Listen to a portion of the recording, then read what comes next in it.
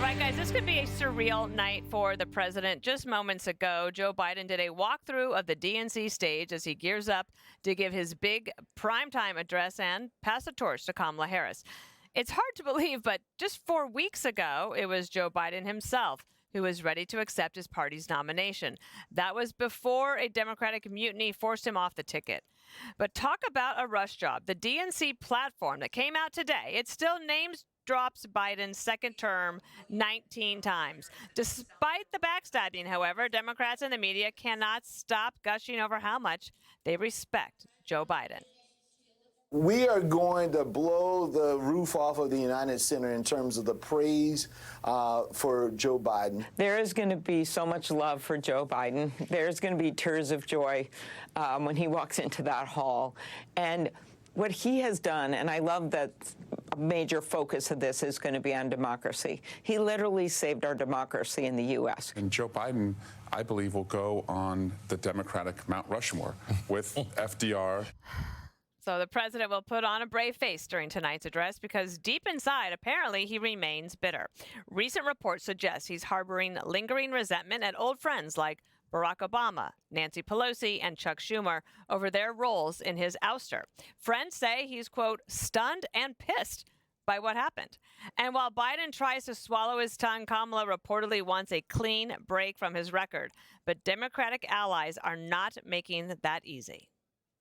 She's his vice president. She can't completely separate herself from his policy. He's making a strong case for why the choice that voters made in 2020 was the right choice, the progress we've made, reminding people what it was like when he and Kamala Harris took office in January of 2021 and how far this country has come. The president and the vice president worked together very hard these 4 years. Made a lot of progress, but there's a lot of work left to do. And we just heard from the president moments ago. Watch here. Mr. President, are you ready to pass the torch, sir? Are you ready to pass the torch, sir? I am. Okay, Jessica, this is, as Jesse said when we walked in, this is your convention. I want to turn over to you.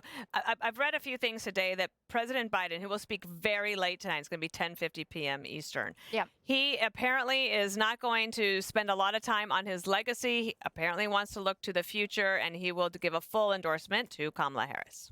Yeah, that is the expectation. And I do think that what Senator Klobuchar was saying is absolutely correct. You will see tears. You did see tears even when Joe Biden and Kamala Harris did their first joint rally together since he passed the torch to her last week. And the crowd spontaneously started chanting, "Thank you, Joe," especially as they were discussing lowering prescription drug prices, which are one of the marquee achievements for the Biden-Harris administration.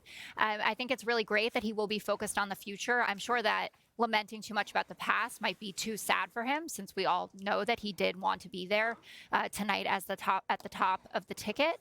But I think that he is excited by the prospect of continuing his legacy through Kamala Harris. He did pick her as his VP for a reason, and I think it's going to be a really nice unifying evening for Democrats. Greg, it was not too long ago that there were Democratic donors even wondering if Biden and Harris should be the ticket at all.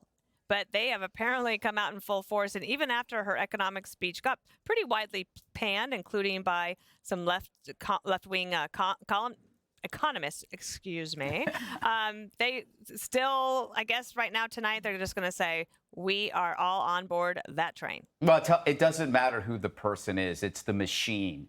They just slotted out the old guy and put in the second wife. That's how it works. So far, I've heard passing the torch 4 or 5 times just in this show all day. I've heard passing the torch. Not the best analogy when you're dealing with a party that let multiple cities burn to the ground. Do you think maybe we should use something else, like maybe pass the baton?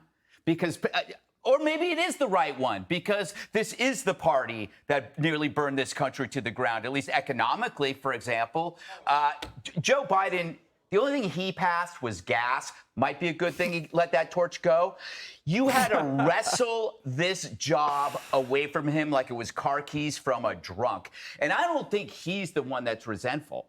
It's Dr. Jill. Let's be honest. His life isn't going to change that much. You can tell him he's president. He won't know any better. Paint his house white. He'll be fine in Wilmington. But she's not getting another 4 years, right? No more Hamptons galas, no more expensive designer dresses, no more glowing profiles in glossy magazines. She doesn't want to go to Delaware and have to shop at Wilmington outlets.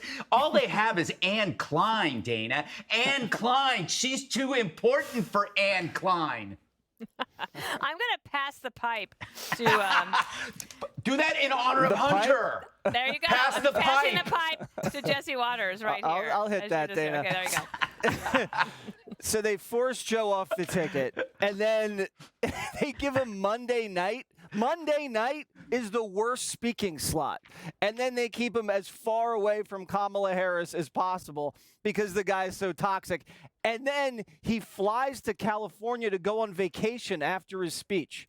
So if this guy actually decided himself that he was leaving, then he wouldn't be doing this. He would be basking in Chicago all 4 days. He would be here holding court. He would be here in Chicago doing fundraisers for Kamala Harris. But none of that is true. And that's why you can't believe anything the Democrats tell you. Everything is a lie. There is no joy here. The only joy is that Joe's gone. That's it. His legacy is horrible. Everybody caught COVID and he caught a coup. And then there was a land war in Europe and inflation and an invasion. So this ridiculous flattery is so insulting to the American people that this guy should be on Mount Rushmore. It's created this huge credibility gap now in the Democrats. Like, no one believes in Kamala Harris 9.0. No one believes the economy's good. No one believes these polls are real. You're saying, oh, kumbaya, everybody loves each other. Jessica's talking about unity. The Obamas hate Biden. Biden hates the Obamas. He hates Pelosi. The Clintons hate everybody. 10,000 people are out in the street of Democrats saying Kamala's a killer. And then all weekend, the press called Kamala an economic moron for price controls. This is not, as Biden would say, it's malarkey. Judge Jeanine, I've thought of you a lot in the past couple of days because I know you spent a lot of time here in Chicago. It is a great city, and believe it or not, we have hit some great weather, some sunny skies, and breeze, no humidity. But there is a little bit of tension, and I could see it today in some of the Democrats who are starting to realize when she starts talking about the economy, the number one issue that voters are going to decide on, even the left-wing media says not so fast. That's a gimmick. Well, it is a gimmick, and I think everyone agrees that even her speech that she gave, was it on Friday, about how she was going to stop the price gouging, and she is somewhat kind of now trying to tailor it into, oh, I want to stop the monopolies, what I really want to do. But I have to talk about this convention. I mean, the fact is that this passed the torch. I mean, it's such an appropriate title for what they did to Joe Biden. They literally torched the guy behind the scenes and said, we're for the people, when this is the guy who got 14 million votes, all of the delegates. Kamala got none in 2019 or 2020, and she got none this time, and all of a sudden she's the hero for the Democrat Party.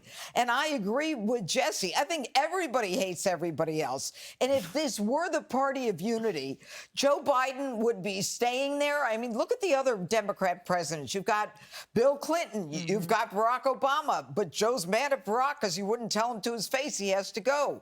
And then the whole idea that these people are actually in agreement. Kamala has Joe Biden, the first speaker, or the speaker on the first night, and she's on the last night. This is such a metaphor, the separation, for how she's trying to separate herself from him and his policies. She wants nothing to do with him. If they were joined together, they would have joint fundraisers. They would have joint interviews. There would be a show of unity, but there's not. And this is all about, they say it's for the people. It's for everyone but the people. It's for the party. It's, if they were for the people, it would be for people killed by the illegals that Kamala let into the country. It would be for people who can't afford to buy a house, that now she wants to bankrupt the country and put us in another 2008 economic drama that happened when we gave houses to people who couldn't afford it. And, you know, it should be for the people who live, 2/3 of them, paycheck to paycheck in this country. It's not about the people. It's not about passing the torch. And the lies, the best one was Chris Coons this afternoon, who said, you know what? Joe Biden did the right thing. He reevaluated his debate performance, and he said that, you know, he didn't want to constantly be asked by the media about the debate. Baloney. The guy hasn't spoken to the media. I mean, they have lied, they're disingenuous, and they're gaslighting all of us. And let them go on with this, because it's smoke and mirrors, but the American people see something different. I suppose that Kamala Harris is lucky that when they named the Biden economic policies, they didn't say Biden-Harris-nomics, and they left it at Bidenomics, and she will try to drive that home. Click here to subscribe to the Fox News YouTube page to catch our hottest interviews and most compelling analysis. You won't get it anywhere else.